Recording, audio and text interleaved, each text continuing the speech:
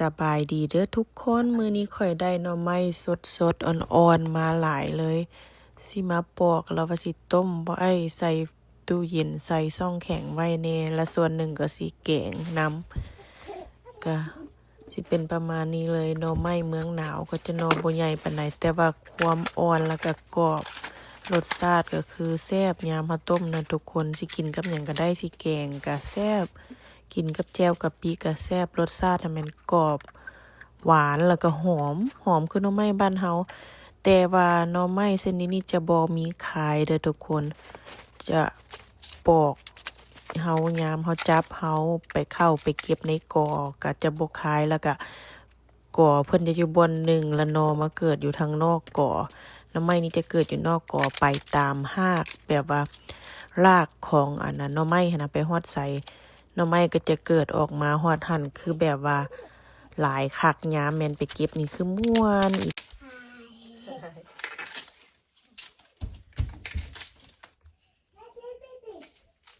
บีลูกอยู่หั่นเด้บีลูกอยู่อั่นนำในตู้หั่นเด้อลูก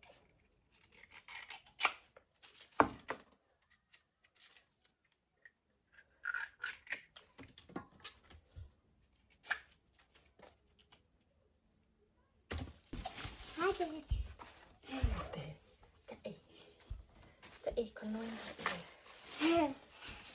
ว้า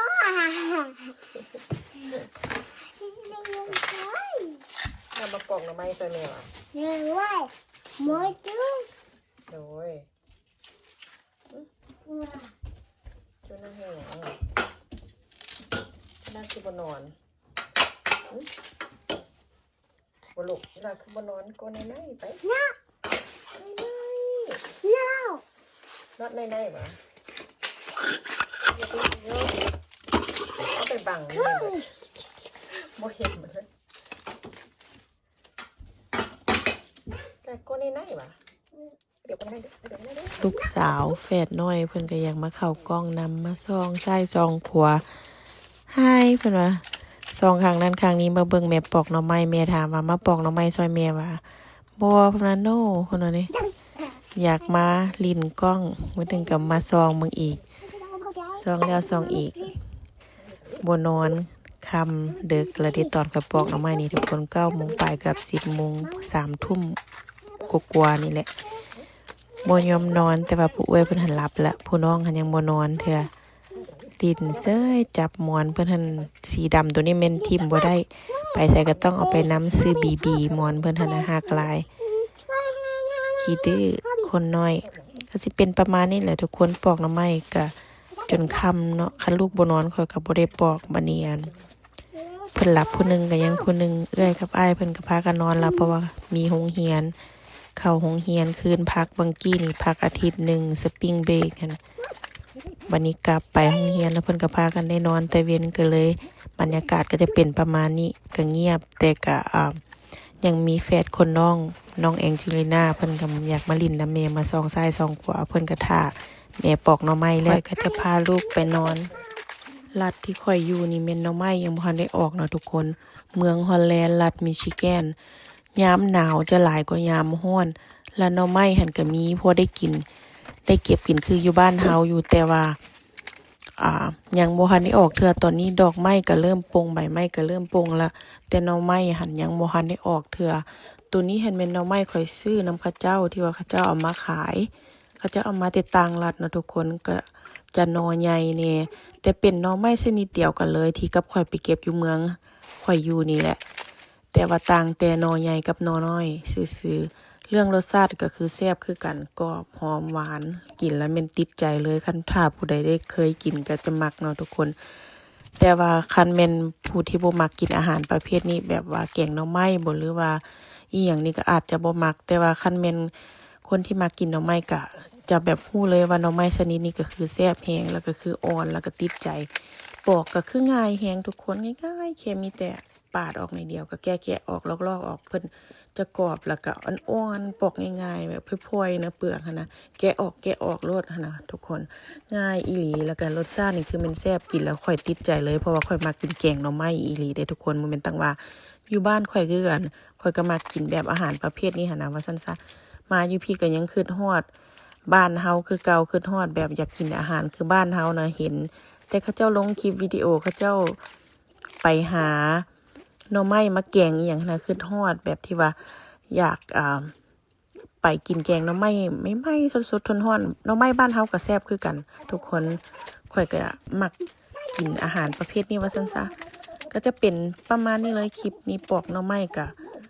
ปอกจนค่ำจนดึกเนาะทุกคนลูกก็จนว่านอนเบิดละก็ยังแต่ผู้นึงเพิ่นบ่นอนแฝดน้อยน้องแอนจูลิน่าเนาะที่วังกี้นี่เพิ่นมาสบายดีเพิ่นว่าให้หั่นแหละ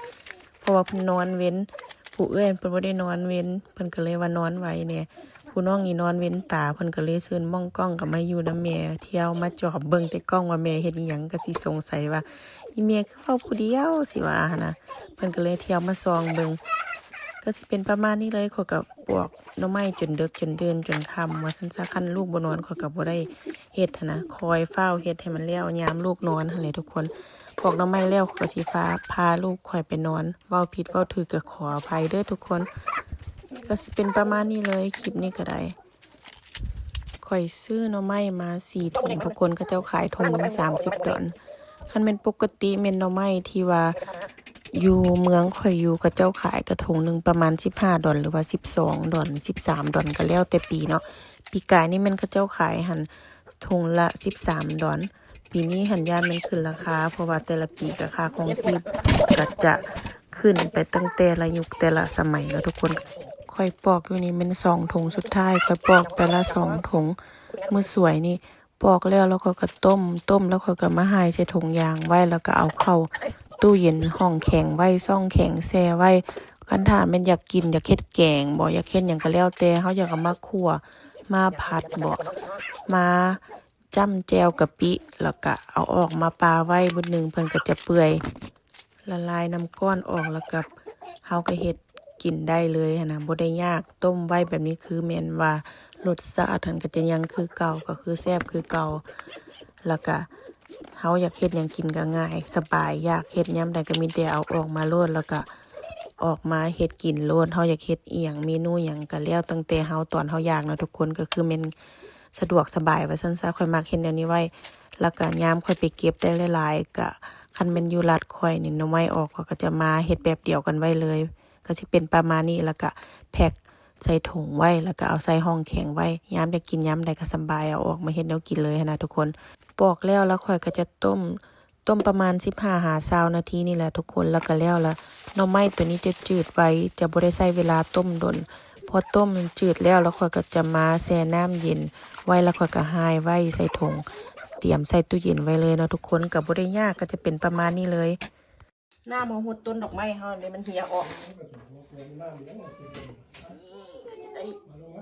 ปอกหน่อไม้แล้วพอดีพ่อข่อยเพิ่นก็เลิกเวียกมาเนาะทุกคนเพิ่นเข้ามาลูกสาวข่อยก็ไปหาพ่อตู้เพิ่นดีใจว่าพ่อตู้เพิ่นมาแต่การ